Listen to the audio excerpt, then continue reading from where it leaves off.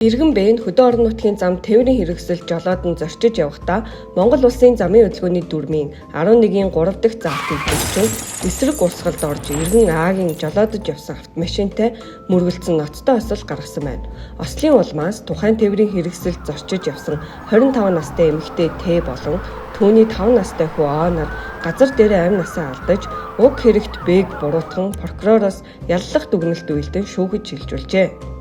Анхан шатны шүүх 2025 оны 10 дугаар сард хэргийг хэлэлцээд Бэг замын хөдөлгөөний аюулгүй байдлын тухай хууль болон түүнд нийцүүлэн гаргасан захиргааны хэм хэмжээний актыг зөрчиж 2 хүний амь насыг хохироосон гин буруутай тооцсон. Улмаар тээврийн хэрэгсэл жолоодох эрхийг 8 жилийн хугацаагаар хасаж 5 жилийн хугацаагаар 20 ял оногдуулсан бөгөөд гим хорийн хохиролд 217.8 сая төгрөгийг гаргуулж насанд хүрээгүй хохирогчийн хууль ёсны төлөөлөгчд олгуулах, мөн иргэний нэхэмжлэгчийн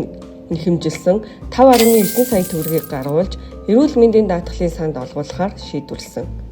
Дав залдах шатны шүүх 2025 оны 12 дугаар сард хэргийг хэлэлцээд сэтгцэж учирсан хохирлын нөхөн төлбөрийг гэмт хэрэг үйлдэх үеийн хөдөлмөрийн хөлсний доод хэмжээ 660 мянган төгрөгийг 150 дахин нэмэгдүүлсэнтэй тэнцэх буюу 99 сая төгрөгөөр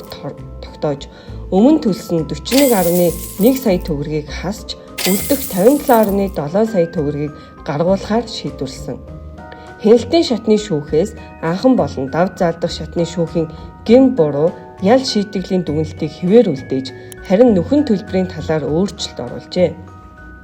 Тодорхойлбол нэг хүний амь нас хохирсон тохиолдолд хөдөлмөрийн үлсний доод хэмжээг 150 дахин нэмэгдүүлсэнтэй тэнцэх буюу 99 сая төгрөгөөр тооцох ёстой бөгөөд энэ хэрэгт 2 хүн амь насаа алдсан тул нийт 198 сая төгрөгийг шүүгдэгчээс гаргуулах, үүнээс өмнө төлсөн нөхөн төлбөр болон оршуулгын зардлыг хасч үлдэх дүнг хохирогчийн хууль ёсны төлөөлөгчид олгохоор шийдвэрлэж хохирогчийн талын гомдлыг хангажээ.